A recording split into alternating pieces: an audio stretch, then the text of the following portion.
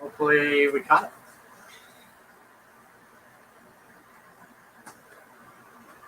All right, we're good on YouTube. Would you give me a paper towel, please? So if everyone on YouTube could please give me a thumbs up that you can hear us and see us okay. If somebody on TikTok could also give me a thumbs up that you can hear and see. Okay, that's good to know, especially with Mercury in retrograde. I am not trying to get started without making sure my technology is on point. So that would be very helpful. Awesome. Positive pink. Welcome. Thank you for the go ahead. Jessica, welcome. All right, folks. So we're going to give this a second for a few people to tune in. We have a thumbs up there on TikTok as well. Much appreciated. As I roast. Ugh. When that heat kicked in for the summer, it really kicked in like a punch in the face, and it's not letting down. I'm not going to complain. It's better than 8 months of snow. All right. So welcome, everyone. This is our Sunday service. We are Roots Revival Interfaith. If you are catching us for the first time, we've had some amazing services, and you can go on to my YouTube channel at Ask Ivy and hit the playlist for Roots Revival Interfaith to watch all the old services, or you can receive this once it publishes anywhere that you can get a podcast. So check out old services there. We do our Sunday service at 9 p.m. Eastern, our new summer hours. Next week, we will be pre-recorded, but we'll be posting and going live in the interactive chat. So you guys will be able to watch our pre-recorded church service at that time and then post your questions, your comments, your prayer and healing requests, and we'll be getting back to you. We're an interactive church. We encourage you guys to let us know if you have questions on the sermon, if you have comments, and you guys should start posting now your prayer and healing requests. We do appreciate donations, whether you be here on TikTok or on YouTube, and feel free, please, to give this a thumbs up and feel free to subscribe. Now, today we are talking about the power of detachment. And we have with us here Christina Del Rey, our astrologer. Reverend Christina, how are you? Very good. How are you? Perfect. Good. And we have Reverend Paul Casey, Healing Arts. How are you, Paul? Great, thanks. How are you? I am good. Thank you. And Paul will be taking care of all of the comment feed here. So let's talk about this, okay? The power of detachment. What do we really mean by that? What we're talking about is the ability to pull away from your reality, to create a new reality through the power of detachment, allowing yourself to be an observer, not an absorber of other people's actions, of your life, of your thoughts, of your emotions, everything that goes on in the world around you and in your own life and body has the opportunity with it for you to not be so embedded that it washes you away with the experience, but instead to come from a place of enlightenment, actually making you more empowered and wise, okay? Being able to watch and observe instead. So it's really powerful to live from a more uplifting, honest, advantageous place of detachment. Because when we're embedded in our lives, we're easily distracted by our endless logic, our runaway thoughts, our cyclical thinking of worry. We're also easily manipulated by our ever-changing emotions. Our feelings are very fickle. And we need to remember that all the guidance we were given, especially in the 50s, or more like the 60s and the 70s, really, about following your bliss, follow your feelings, follow your heart, follow your emotions. That is terrible, terrible advice. And then we have a hyper-religious, community basically beating that out of us and telling us the polar opposite. No, just go by your faith in the religion. And it's really not either one of those. If you can detach properly, you can come from your intuition. You can come from a truthful place of honesty where energy never lies. And you understand that. You can only really understand that intuition if you're centered and rooted and grounded and in the moment. And that has a lot to do with being right-brained versus left logical brain as well. So the more we detach, the more we tap into our right brain, and we're tapping into our ancestors, our intuition, our psychic ability. We would also notice that we're tapping into our musical talents, our artistic outlets, our creativity. It's uplifting in so many different ways. So one of the signs that you're really embedded in your life is that you're not having any of that flow. You are feeling out of whack with all the things that I just mentioned, or there seems to be some kind of block there. You feel disconnected.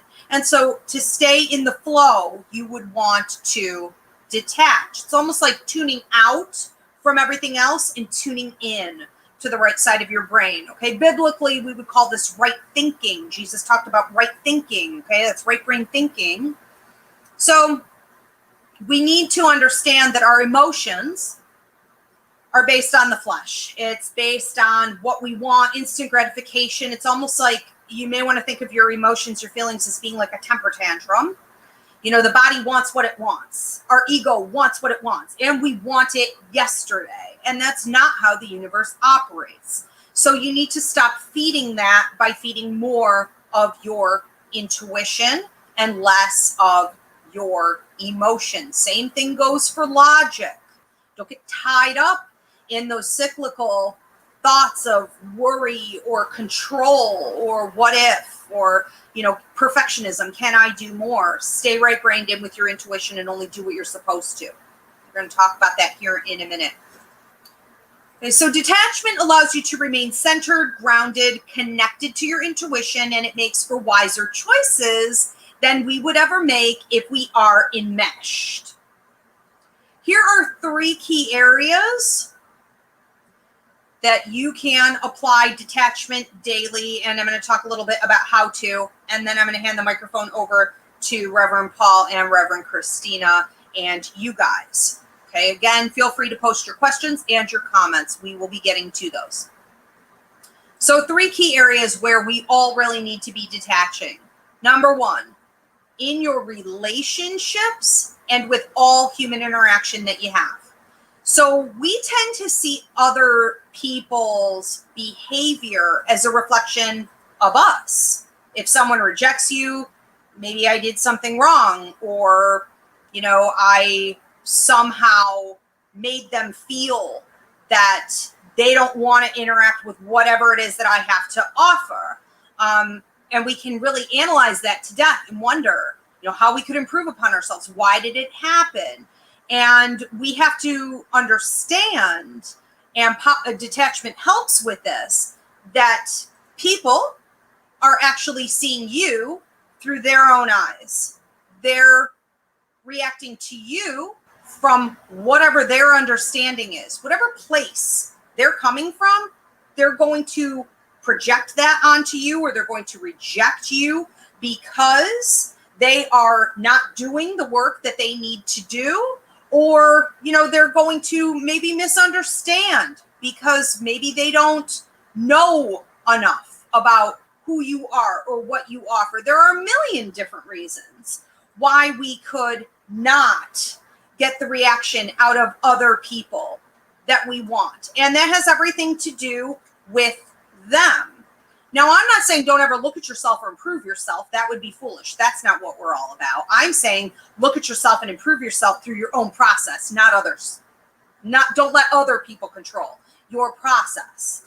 Understand that people, especially that are maybe very angry, they're volatile, they're toxic, they're always spewing their negativity out to the world. Understand that that has more to do with their lack of mental health, with their lack of growth, their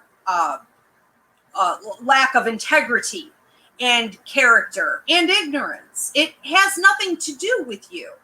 And sometimes we even see that we're born into families like this, and we end up being the scapegoat or the black sheep. So there are all kinds of systems out there, social systems, family systems, where we end up feeling bad about ourselves, but it's really about the other person and where they're coming from. So what I would recommend, this is how you can apply detachment. See people for what they really are, wide open vessels of energy. We are all wide open channels. And the only people in the world that are channeling positive energy from the universe on a regular basis are those who are mindful, are actively trying to do so, are deliberately feeding positivity versus negativity. But the true human condition is to come from a fear-based, egotistical, dog-eat-dog place. That's the sake of survival in work, right? So people are naturally going to want to take. They're going to naturally be fear-based to survive the world around them. But the evolved will be the mindful ones that are channeling positive energy. Those that stay low will consistently channel negative energy and will spew that negativity out into the world. So see humans for what they are. They're energy. They're vessels that can easily be manipulated and are every day, 24/7, unless they're really being mindful. I would also just remind you that knowing that and thinking of people as that, very separate from you, wide open vessels, should help you to not take anything personally. They like you, great. They don't like you, great. You don't care either way. Who cares? Even when we allow people into our lives, we need to remember they're still wide open channels. And at any point, they could lose that mindfulness. They could go sour. They could go dark. They could get wrapped up through some life event that they had into some cycle of negativity that they don't ever come out of. We just don't know. Okay, so we have to understand that people are ever changing, fickle, really, okay, unless they are applying that mindfulness and really living with a growth mentality all the time. Also, I would say this, here's another way to detach. Keep your karma clean at all times. I love that saying, what someone else does to you is their karma. How you react is your karma. Don't get down with the dogs. Don't get dirty with this toxic energy so that you're trying to get revenge. Understand things like manifestation. Understand things like the law of attraction and the way the universe actually works so that you can rest and you can stay in forgiveness and love and peace and tune out other people's toxic decisions. Okay, so you have to know that karma always comes. It will be delivered. There is no one in this universe that escapes it. So keep your karma clean and let them have theirs. We'll talk about area number 2, work, tasks, projects. I think it's an honorable trait to want to bring your A game, to want to do things right. But if we allow ourselves to become perfectionistic, it could take a toll on our energy level, our attitude, the work itself, our self-esteem. And so I think it's really important that we understand how to do what we're supposed to do, bring the best that we can to it, and then let it go. You have to stop at some point. And I think of all the writing projects I've worked on over the course of my life and how this displays it more than any other area. That when I get to the point where I'm about to put it out to the public to read, I become obsessed over the editing process. I already go through a 5-part editing process. I shouldn't need a 6, 7, 8, 9-part editing process. Just because things can be said or done in a different way doesn't mean they need to. At some point, let it go. Okay, so pay attention to your thought patterns, especially when you're laying down at night. If you're obsessive and you're overthinking things, you can't let it be what it's meant to be. I would also say stay in your lane. We have a free mini class on this. Paul, could you put that in the comments? Staying in your lane is so important. You should never be picking up projects or tasks, relationships, or scheduling yourself to be somewhere. No investment in your life should ever be outside of your lane. If you are only doing what you're meant to do, you are automatically going to feel better about where you are. It becomes very, very hard to detach when you're involved with something that was never meant for you anyways, because it becomes like an obsession. You're in the wrong place at the wrong time, dealing with the wrong people, doing the wrong thing, and it's going to like haunt you, basically. Okay, so stay in your lane. Not staying in your lane also feeds the ego. And so that's fear, that's a need to control or manipulate, coming from a darker place instead of a place of love and faith and positivity. You got to let all that go. All right. So the last one I want to talk about, number 3, is the life strategy of the eagle. This is what I tell my clients. This is what I tell my students. I've told my children, and I have to remind myself of on a daily basis. You have to become like the eagle. The eagle flies above the storm where the other birds stay low, all tied up in that drama. The eagle knows when something is coming like a storm and knows when and how to properly exit. You'll also watch an eagle soar, and it's like they don't even work at it. They're just flying. And this has everything to do with that energy level that they've built up, okay, where it's like a sweet spot. And I think the way to get there in life every day is to notice when you're getting upset, you're taking things too seriously. You're kind of on earth with everybody else in the flow of that chaotic energy. You're not in your own space. You're not centered and grounded or up above like the eagle is. You can feel it energetically. And the minute you realize you're doing that, snap out of it. Visualize that you are actually the eagle and stay there for a minute or two. And it'll be easier to hold it afterward, after you come out of that visualization, that meditation. Okay, and some easy ways to think of it in the everyday habit is to observe the situations that are going on in your life and let them flow by, almost like you're watching a movie, even when you're involved. Observe your own feelings and emotions and let them flow on by. Don't become them. Don't entertain them for longer than you should.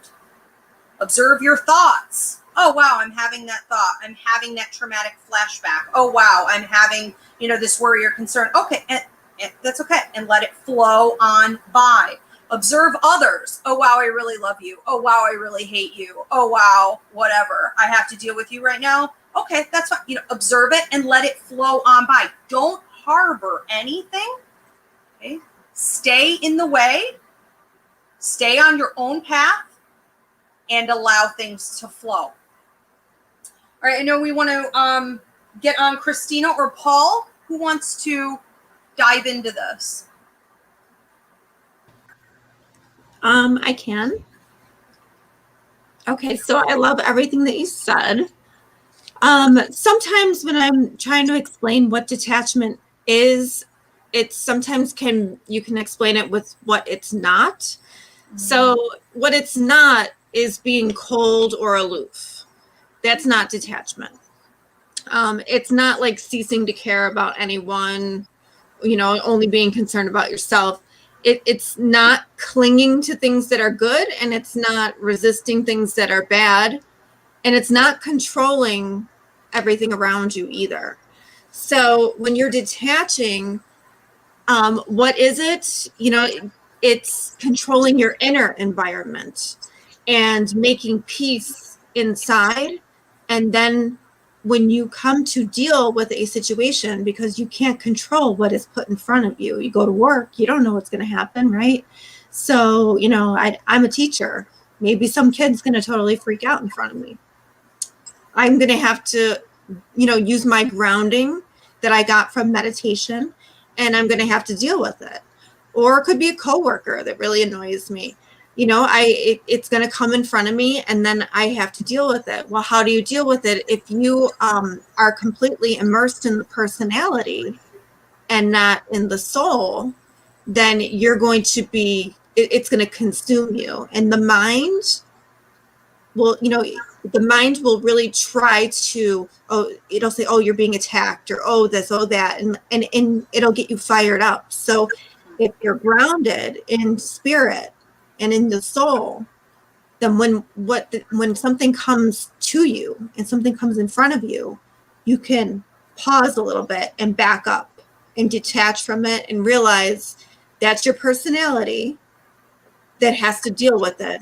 But you're kind of behind the personality, and you're going to observe it, and you're going to let it go. And it makes it a lot easier, because if you really believe that you are your mind or you are your thoughts, then you're going to get caught up in a situation, and it's going to, spiral out of control.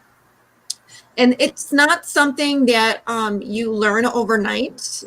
Detachment is dedication. It's hard work. It's a daily process. It's, you may have to spend some time at night, 10 minutes before bed, and just kind of, do a guided meditation or something. But you have to be able to maintain that through the day, the next day.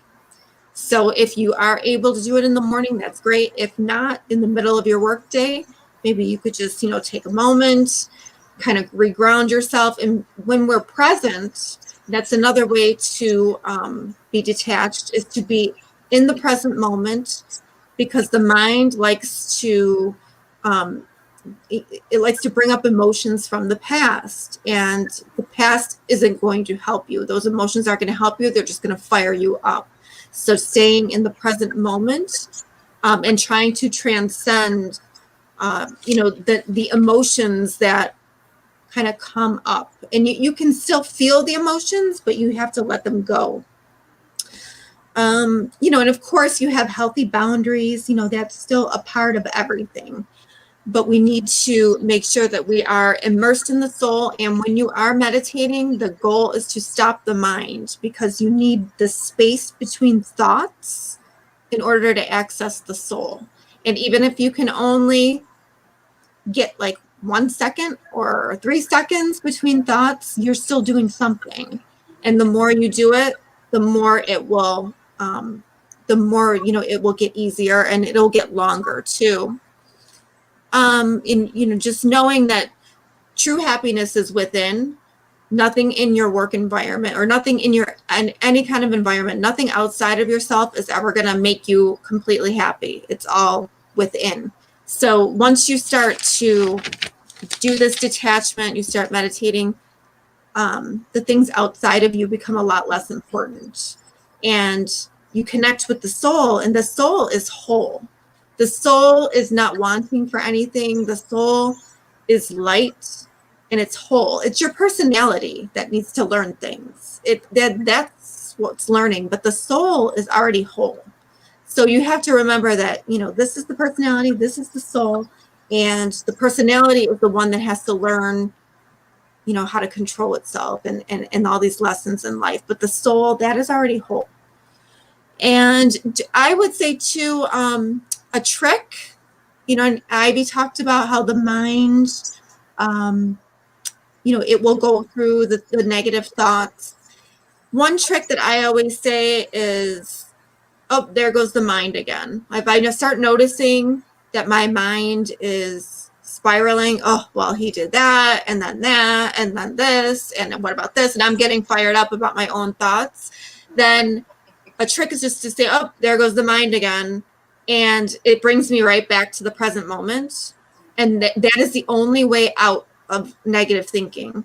and I've been practicing this for a really long, for like a few months now, and it does work. You may have to say it 100 times to yourself, but eventually you got to get yourself out of that loop, because those bad thoughts, like your body doesn't recognize it as it not happening right now. So when you're bringing stuff up from the past, your body thinks it's happening now.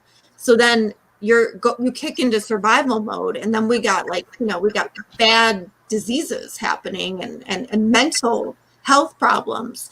So you have to snap yourself back out of it and be in the present moment as much as you can, because remember, wherever your attention goes, that's where your energy goes. So do you want all your energy sucked up with that? Or do you want to be in the present moment and make the best of what's going on right now and make a better life for yourself?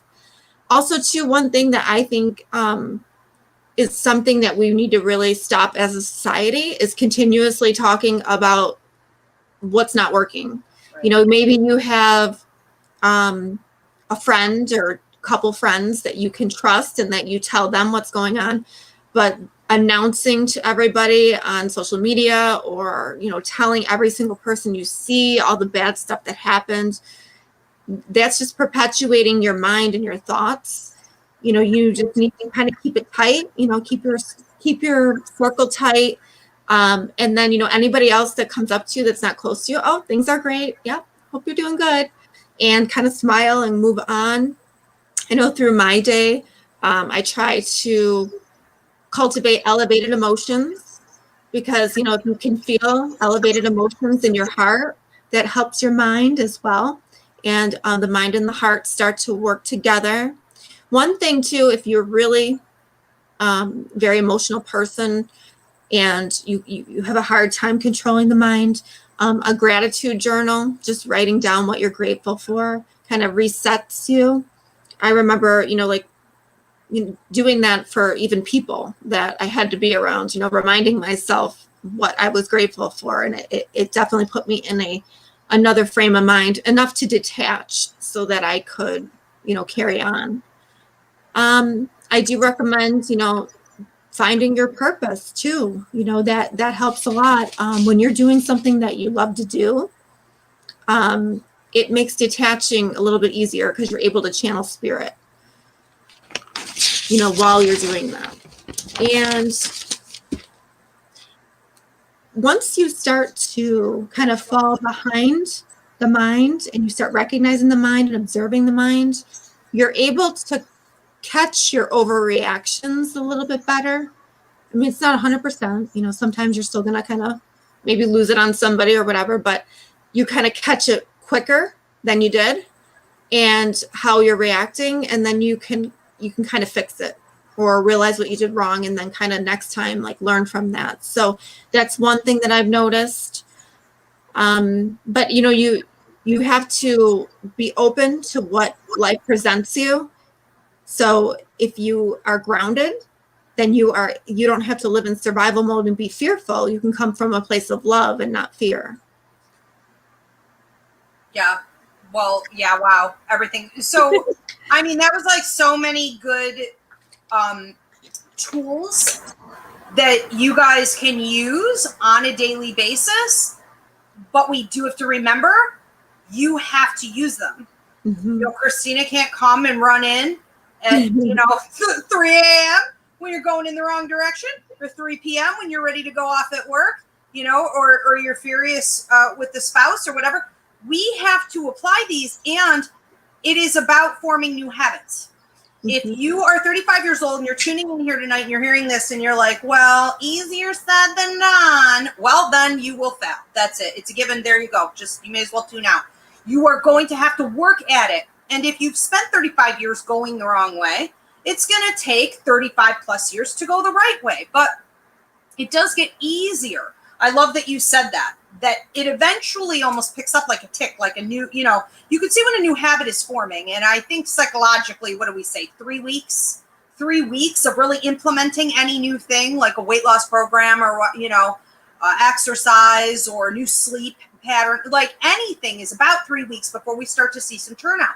So you guys have to be dedicated, because these are amazing tools that we've talked about here today. And and Christine, I love everything you said. I just wanted to say too, for those of you that are in it for the long haul, and we're all in it for the long haul. Granted, we're humans, we're spiritual beings having a human experience. We're all in it for the long haul. But if you're marginalized, if you're LGBTQ, if you're a minority, if you have really dealt with extra weight put on you and a lot of abuse through the societal systems, and then also generational trauma. Whew-wee. I mean, if detachment is not the key to your survival and thriving, I don't know what is. You're going to need to learn this. Sort of like, you're like an activist on Earth, basically. And you have to be in it for the long haul and pass it down to the future generations, which really has nothing to do with your children, as much as I'm talking about future generations, of the Earth. And so keep that in mind. Also, I just wanted to play off of, I love how, Christina, the way you always talk about high versus low, even when you're not trying to. And it's almost like listening to you was listening to the difference between the human part of us versus the divine part of us. The low versus the high. And we have to remember that really is what we are. We're like yin yang. We're like a split, one of those chocolate vanilla cookies. And I just want to say this, and then Paul, I know you have things to say too. But when we are paying attention to our feelings as though we are that feeling, we are that emotion, you need to detach. Remember, I'm feeling this. I'm experiencing this. This is an emotion I'm having. You are not that thing, though. Okay, whatever it is, including memories. That's not who you are. Thank you so much for the donation, Shauna. Greatly appreciated. If you guys would like to leave your donations at this time and post your prayer and healing requests, we are going to be getting onto those as well as your questions in just a minute here. Thank you. Paul, what did you want to say?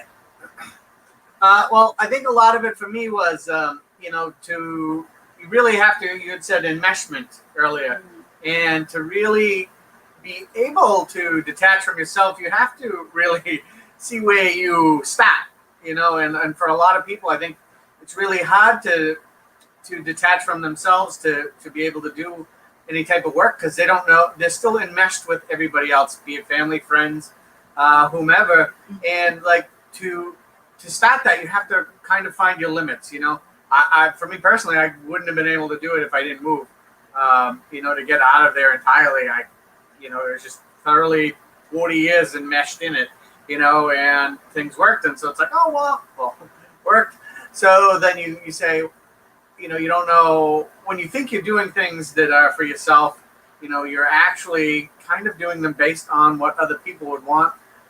And you don't realize that because you're so enmeshed. So you can't really detach properly to heal yourself or to take the time for yourself. Like when Christina was saying too about, when your thoughts start going and, you at that point too, you're making decisions based on how you're probably going to look, with everybody around you. And then that's really not the case. And you're not detached at all at that point. You're not connecting to spirit where you need to. So I know for some of you that if you're having trouble with it, check that, see where your limits are, like how entrenched and enmeshed into everyone else in your circle and vice versa this is. So think of it one way as if I did this, am I bettering myself? Or are you thinking it like people are going to think this? Or are you doing it for someone else? Just kind of think about decisions that way and see where your limits are and where you can pull back and how to really get a hold of yourself and get out of the enmeshment. So, hopefully it won't be for everybody as drastic as they have moved. I mean, but when you said, Ivy, I think checking your habits, right. That's a good place to start. If you have to hit up, with your friends and hit this bar on the way home every Friday, but some days you don't want to, but you feel you have to, okay, well, that's a sign of something that is outside of you that you need to take back, but just start there, start small. And I think that for a lot of people is a hidden one, because they just assume that everything they're doing with family, friends, habits, because they've been doing it for a long time, is good for them but more often than not to say it's bad, but it's just not what you need. And I think that that's part of it too, is people think that if they stop doing it, it means it's bad, but that's not necessarily true. It's just not good for you. That's Amen. all. I think it takes a lot of bravery, though, to move away from a situation when you know it's toxic too. So that's another way of detaching too, is to be brave, to be courageous and do something. Trust the universe that you are making the right move for yourself. And that's tapping into your intuition. That's tapping into your spirit self. So, you got yourself out of a situation and and are doing better, because what do people do when they are in these situations and they don't know what to do? Well, they go to extremes. So they might drink to an extreme, or eat to an extreme, or exercise to an extreme. And there's all kinds of extremes, and no extremes are good, because as high as you go as low as you go. So you have to, it's like the body, you have to keep homeostasis, like you have to keep the balance. So if you're eating or drinking and to soothe your emotions or whatever, shopping, it doesn't matter, you are enmeshed in your personality. You're in your, everybody says like in your feelings. If you're in your feelings, you're not detached. So you need to make sure that, you're detaching and observing those feelings. And that's really what we're trying to do when we drink. When we turn toward any kind of addiction, we're trying to escape to detach. That's not going to work. You have to really detach. It's good in theory. Everything that we do to try to get that feeling of detachment makes sense. It just doesn't actually work because we're taking the wrong approach. So we need to really come from love versus fear. And I love, Paul, how you said that. Take a look at your family. Take a look at your friends. Take a look at your job. Take a look at your social events. Take a look at your daily habits. Take a look at how embedded you are in a system. And for Paul, it took moving away for him to understand, wow, none of that was me, or a lot of it wasn't me, or whatever. I had obligations to other people I shouldn't have. Well, we can all, from wherever we are, start to look at that. But it really does come down, and we do have a church service on this called Love versus Fear. Paul, if you could put that in the comments. So go to YouTube at Ask Heidi here and look at the playlist for Roots Revival, Love versus Fear. How do you come from an authentic place of faith and positivity, just trusting in the universe a little bit, being willing to step out in blind faith in a detached way, versus fear and ego and control, and I can't leave this system. That's why we turn, I love that you said that, Christina, to drugs and alcohol and overeating and all of that. It's all a form of trying to get to a place of detachment. It really, truly is. Yeah, and it's never gonna work. Never, because it's matter. It's not spirit. So it's like you're not only matter. So you have to connect with that. It entrenches you more. Mm-hmm. It makes it worse. It's like quicksand, right? Yeah. Anyone grow up in the 80s? Quicksand was in every movie, right? And so it's like the rope and the quicksand, and this was like every 80s kid's biggest fear, that's what adulting was. At some point, you were going to go to the woods for something, you were going to end up in quicksand. Well, that's not being able to detach. Literally, you got to get out of that sinkhole. Did we have questions and comments coming in here? I saw a bunch earlier. Yeah, everyone is, we get some prayer requests, but a lot of people saying that this is really hitting home. Bethany says that, this is so on point in her relationship with her sister-in-law. Okay. Learning serious detachment with her. So thank you for the reassurance. Yeah, I think I just want to touch on that a little bit too. That saying that family is everything and that blood is thicker than water, and that there is nothing more important when you're on your deathbed, blah, blah, blah, blah, blah, than the time you spent with family. I am guaranteeing as a psychic medium, that is not the case. You have to make sure that your family system is a healthy one. I don't care if it's marital or genetic or whatever. It has to be a healthy system, or none of that applies. And even within a healthy system, boundaries have to be set. Detachment still has to exist. And it can never overrule who you are or why you're here on earth. Ever. It can't. It's just family. That's all. They're just people. Okay. We have more? Then we have one from JF. Says, letting them flow on by is easier said than done. I seem to become very obsessive with them. I wish I could learn letting go. Oh, you wish. Easier said than done. You know, oh, well, you know. Until you choose to empower yourself, you'll stay there. It's not a wish. You know, growth doesn't come by wishing. No one's going to come and rescue you. It's on you to do. So you've been given the tools today. Hope you apply them. Good luck. Okay. So we have some prayer and healing requests coming in here. Do you want to read those off then? Before we say that, did we have anything else to say in closing?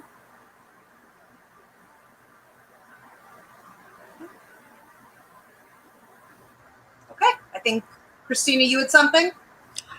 Just that, you know, these are things that they're not easily done. You know, you have to put in the work. You have to, you know, when you know you're ready, when your life is going in a direction and you know it's not a healthy direction, unfortunately, most people wait until then to, you know, kind of do the work. Yep. So it's better if you learn and do the work.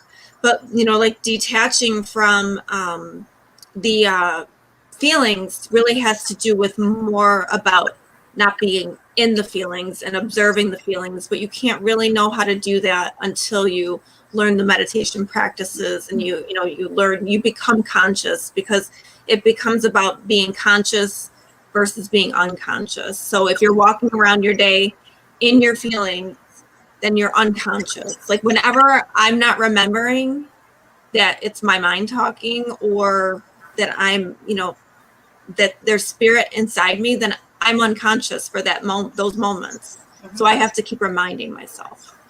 Yep. And become conscious. So it's our responsibility, because ultimately it's our health, it's our mental health, it's our bodies. You know, we have to be responsible for ourselves. So, you know, like we said, you know, you can use the tools.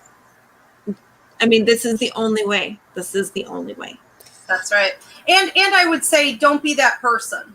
You know, don't be that person who's always like, oh, you know, easier said than done.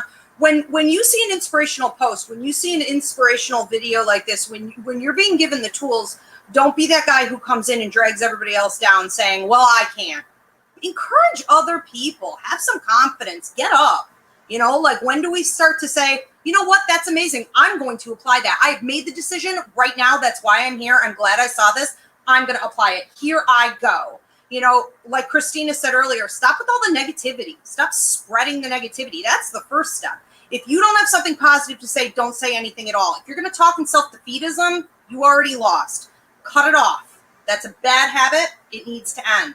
Okay? This is a long, dirty journey, and it's hard, and you have to start sometime. And it takes a lot of bravery to do that, you know? Yeah. Like Paul, you know, it took a lot of bravery for him to move, to become conscious. I mean, that's a huge steps in life, you know? That's not easy. That's right. Kudos, Polly. Huge. Especially at 40, you know, being like really, really settled. I was only 39. Whatever, you know. All right, let's get into the prayer and healing requests. Okay, so Paul's going to be leading. We do ask that everyone support each other on here. So, you know, feel free to, of course, post yours about yourself, about others, and join us in this session here. Okay, first we have one from Serenity Orange, who's praying for the return of her boyfriend after his addiction to alcohol. Find that for Serenity and the boyfriend here, that he gets the help he needs. We have one for Rose, who's, please pray for healing for me and my family. So healing for Rose, her family. Lift that up and claim that for them. The healing they need. You deserve.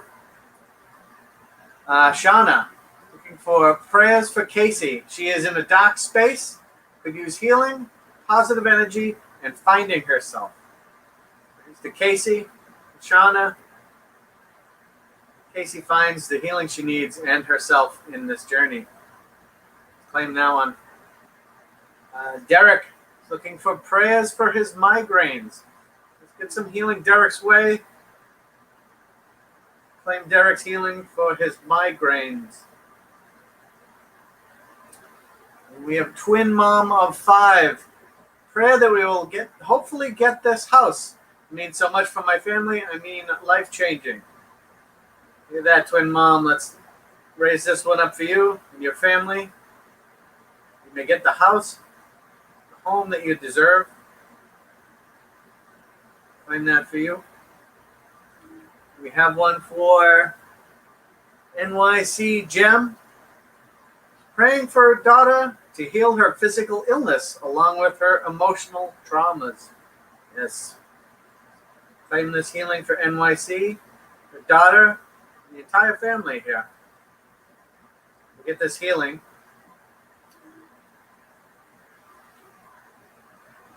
Is that it? And so I just want to add this in closing, unless Paul or Christina has another one. Spirit, I just pray that you help people after seeing this video now, later, that you really make it very obvious to them in personalized ways how they can better detach, and that they can recognize how quickly the detachment process can restore their health, their energy level, their general well-being, their relationships, can make them happier, so that they get that positive reinforcement they need to stay on the path. Please break it down for them, make it simple and clear, because sometimes these concepts are a little confusing to grasp, especially in the heat of the moment when they're most needed.